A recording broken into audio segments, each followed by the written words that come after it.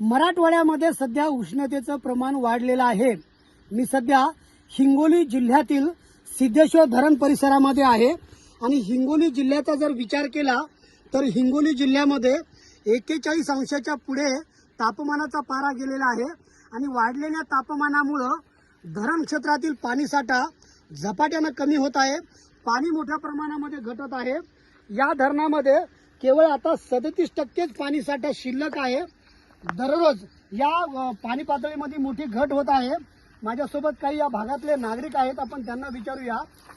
पाणी धरणामध्ये महिनाभरापूर्वी किती होतं आणि आता किती झाले? त्या तिथपर्यंत होतं, आता थोडं कमी झालेलं आहे पाणी। पहिले जास्ती पाणी होतं, आता जरा कमी कमी उन्हामुळे पाणी कमी कमी होत चालले। बरं, किती वाजता ऊन पडायला सुरुवात होते आणि संध्याकाळी किती वाजता ऊन कमी होते? 11 वाजता 8 वाजल्यापासून सुरू होते। 8 वाजल्यापासून समजा चालू होते तर संध्याकाळच्या 6 वाजेपर्यंत ऊन सारखंच राहते।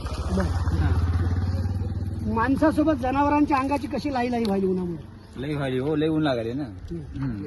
कसं आहे, 8 वाजता जनावर सोडले समजा आपण, 8 ते समजा 6 वाजेपर्यंत जनावर इतकी तकलीफ व्हायली ना, आपण तकलीफ व्हायली। 41-42 पर्यंत ऊन चालले म्हणजे विचार करायचे विषय येतात। समजा एक पाणी किती कमी झालं धरणातलं? पाणी म्हणजे पहिल्या समजा ते याच्यावर होतं पाणी, तर कमसे कम नाही म्हणजे तर आपल्या समजा 15-20-40% लोक समजा पाणी कमी झाले असेल असं वाटते। पावसाळ्यामध्ये हे धरण 100% भरलेलं होतं, मात्र आता एप्रिल महिन्यामध्ये या धरणाची जी टक्केवारी आहे ती केवळ 37% आहे आणि आपण जर पाहिलं तर वाढलेल्या तापमानाचा आता धरण क्षेत्रातील पाणीसाठ्याला या ठिकाणी फटका बसलेला आहे। संदीप नागरे, साम टीव्ही न्यूज, हिंगोली।